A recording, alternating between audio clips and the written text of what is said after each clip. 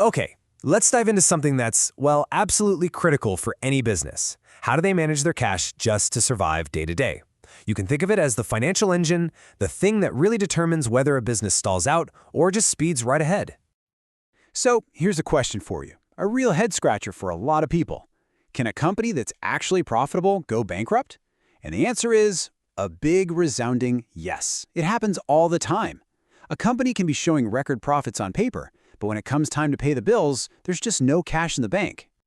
See, the killer isn't a lack of profit, it's a lack of cash. And this is exactly where this discipline, working capital management, comes into play. It's not as complicated as it sounds. It's really just about managing your liquidity, making sure you have actual spendable cash on hand to, keep the lights on. So, yeah, you can really think of this whole thing as a corporate balancing act.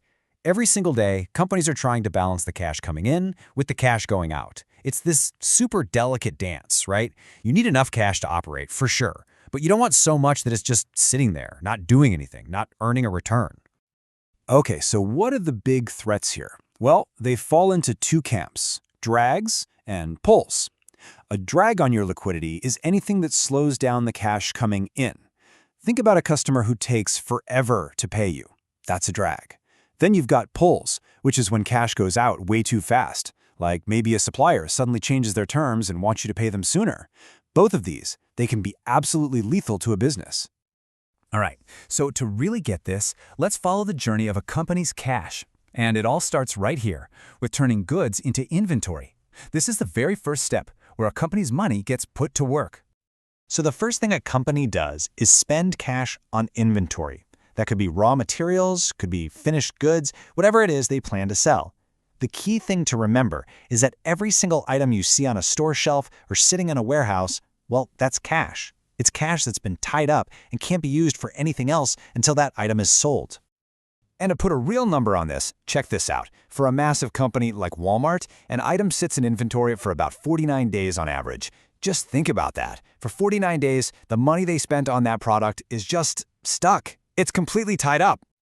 But, and here's where it gets really clever, companies often don't pay for all that inventory right away. They use something called accounts payable. Honestly, the best way to think about it is like a short-term, interest-free loan from their suppliers. It's basically an IOU, and it's a super powerful tool for holding on to your cash. Okay, so remember that number, 49 days for inventory? Well, look at this.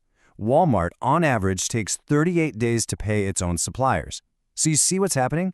They hold this stuff for 49 days, but they get 38 days to pay for it. By stretching out that payment, they shrink the amount of time they have to fund that inventory with their own cash. That tiny little gap, that is a sign of incredible efficiency. Okay, let's move on to the next stage. The product been sold, but wait, where's the cash? This is a huge point a lot of people miss. Just because you've made a sale doesn't mean you have the money in your bank account. Right, so anytime a company sells something on credit, it creates what's called an accounts receivable. It's pretty much the flip side of what we just talked about. Now it's the customer who has an IOU with you. The product is gone, but you're still waiting for the cash to show up. And man, this is such a critical waiting period. The clock is literally ticking. The company has already spent money on inventory, maybe paid its employees, but it's still waiting for the customer's cash to come in. The longer that takes, the more strain it puts on the company's own cash. All right, now it's time to put all these pieces together. We can actually measure this entire process and find what's called the cash gap. This is the big one. It tells us exactly how long a company's own money is trapped inside its operations.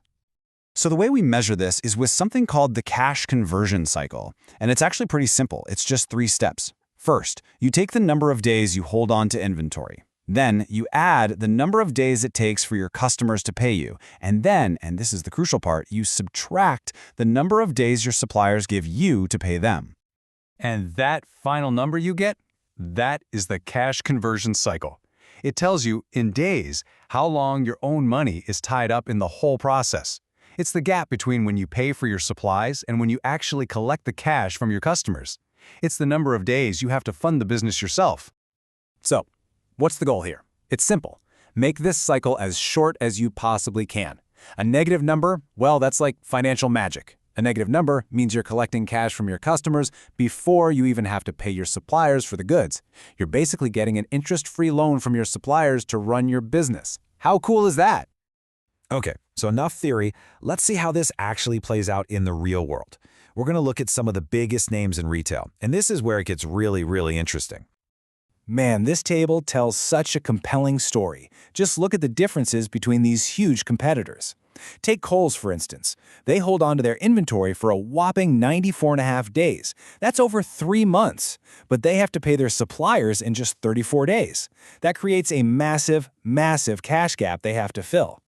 And this chart just makes it crystal clear. You can see Walmart is super efficient, keeping that gap between inventory and payables really small. But then look at Target. This is incredible. Their payables bar is taller than their inventory bar.